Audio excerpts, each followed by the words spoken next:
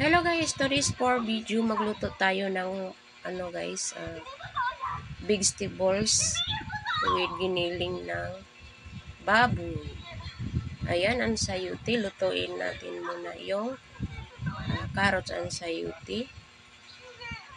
Huwag lang natin sobrang luto kasi pangit siyang sobrang luto kainin. Ilagyan ng salt and black pepper para malasa siya guys. Halo-haloin. And then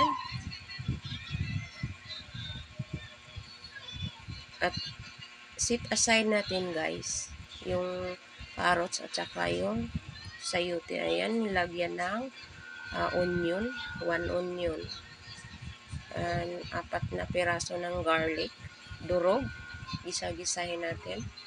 At lagyan natin ng tomatoes, 2 piraso.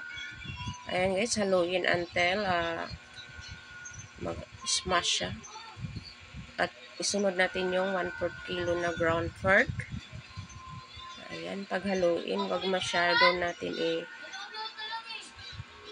haluin. Salt, and lagyan natin ng black pepper ulit.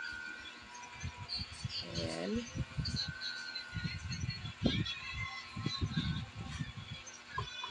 Ayan guys, lagyan natin ng patis at ma-reduce yung hanggang ma-reduce siya. Yung haluin. At saka make sure na lagyan ng oyster liquid seasoning.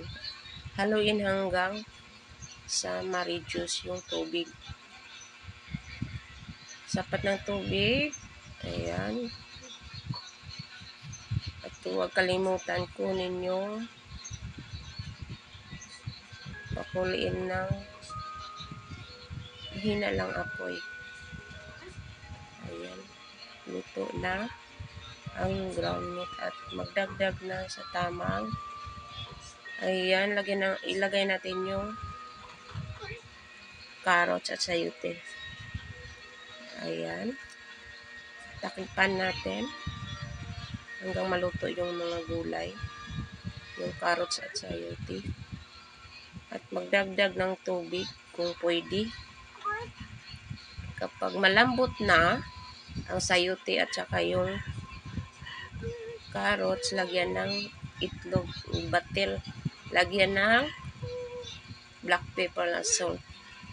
Kapag luto na itlog, haluing maigi at patayin na ang apoy.